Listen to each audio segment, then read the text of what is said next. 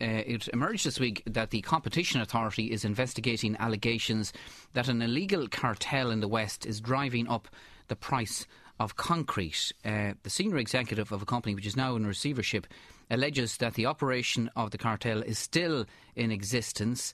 During the summer, the executive gave a statement to the Competition Authority about his company's involvement in an illegal price-fixing cartel in the concrete industry in the West. And this is something that has been featured on the RT News yesterday. On the line now is Seamus May from Cullinamore in Strandhill and Sligo, who once owned a cement company. And Seamus, we've talked to you many times before, and you always maintained that there was evidence of cartels operating, didn't you? Well, that's correct. Before I go into the actual cement and concrete cartel and the allegations, I'd just like to point out that the Irish Competition Authority has estimated that competition abuses, anti-competitive practices are costing the state in the region of $4 billion per year. And we must look at that in perspective. The Anglo-Irish collapse has cost the country about $35 billion. But the lack of competition enforcement in the country throughout the noughties alone has cost the country €40 billion. Now, we've been alleging for over 20 years that there's been cartels throughout the concrete and the cement industry and the ground limestone industry right across the 26 counties. And you've good grounds for that because you were directly involved in the business yourself, along with family members. So you know what was going on, or you believe you know what was going on. Well, we are 15 years in court attempting to bring our case across the line, and our case has been frustrated by the state. I mean, we're looking at a sort of economic phenomenon called regulatory capture here, where the large corporations actually capture the government, they capture the regulatory authorities, and that's what happened with Patrick Neary in the financial regulator, and we have the same problem with the Competition and the Company Law Enforcement Office. And until we change our culture, until we change this rotten ethos that pervades all of the political parties, we'll never change things. Okay, and is that the problem? As you say, you've been fighting this your own case for 15 years, and is that what you're finding, that it's the problem is a political one, and the political culture which was prevalent at that time? There's no question about it. The culture, I'm afraid, is still prevalent. Fine Gael have made all kinds of commitments to our group. We have a group called the Irish Small Business Alliance. Fine Gael have made all kinds of commitments to take on this problem of competition enforcement. And quite frankly, after 6 months in office, we are very, very disappointed.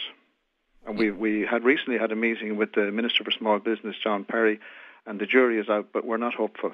In what way? Because are they not taking on board what you're saying, or is there a lack of interest, do you think, or what is it?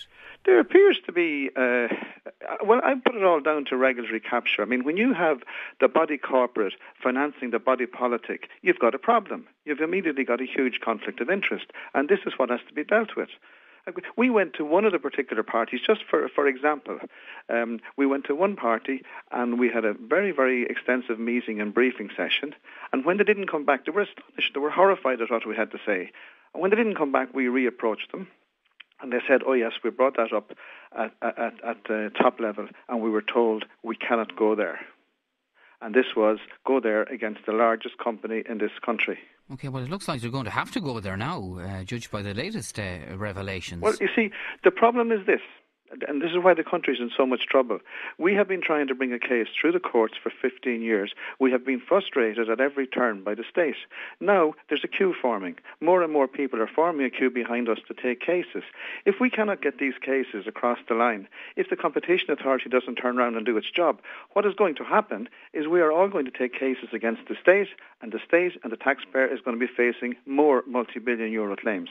Okay, now your case is that you were aware, your company was aware and were disadvantaged by the operation of this cartel in your days, isn't that correct? So bigger companies were colluding and meeting to restrict competition and driving up prices. Is that what was going on? That's correct. Well, what they were doing was, on the cement side, they were artificially increasing or inflating the price of cement, which the dominant players had control of, and then downstream in the concrete market, where there was competitors like me that were not wanted, they lowered the price of the concrete product, subsidising those lowered prices with the artificially high cement profits. And it's very, very easy. You can put anybody out. You could say how long it will take to eliminate somebody from the market. And at the end of the day, okay, all of us people in business suffered, and we've suffered huge damages, but the consumer ultimately suffers. And like the cost base in this country is the problem.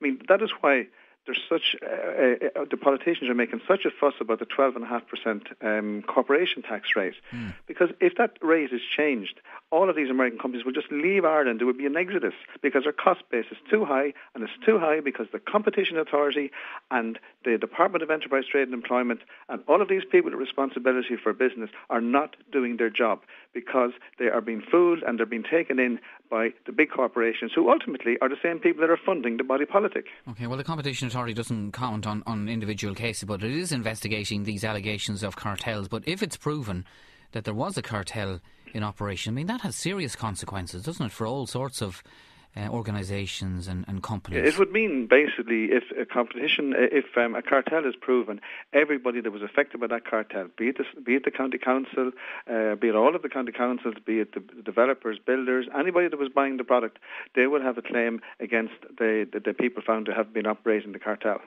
Your company went out of business, Seamus.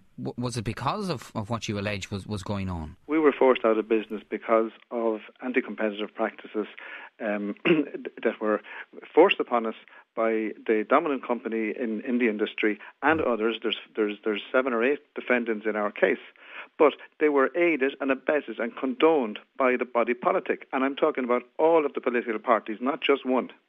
Okay, and your case, as you see, you've been 15 years trying to fight this.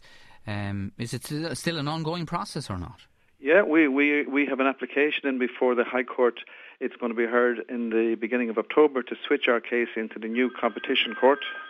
Excuse me. That's okay. To switch our case into the new competition court. And as we've got a lot of proof over the last 6 months, we have recently received a motion from CRH, which is one of the main defendants in our case, and they're seeking to strike our action out that will be heard the first month or the first week in November. Okay, so it was with great interest that you heard this news, which was broken on RTE this week in relation to the allegations that a cartel was in operation in the West. I mean, that's obviously of direct importance. Yeah, well, I mean, the real surprise is that the news didn't break 20 years ago or 30 years ago. The cartel, I have absolutely first-hand knowledge of when the cartel started. It started in the early 80s, and the Midwest cartel, the cartel that was referred to yesterday on RTE, that started, the first meeting was in a pub in Headford in the early 80s. I have it all documented and I know all about it, and that's how long this behaviour has been going on. Okay, Seamus, thanks for joining us. That's Seamus May there of Cullinamore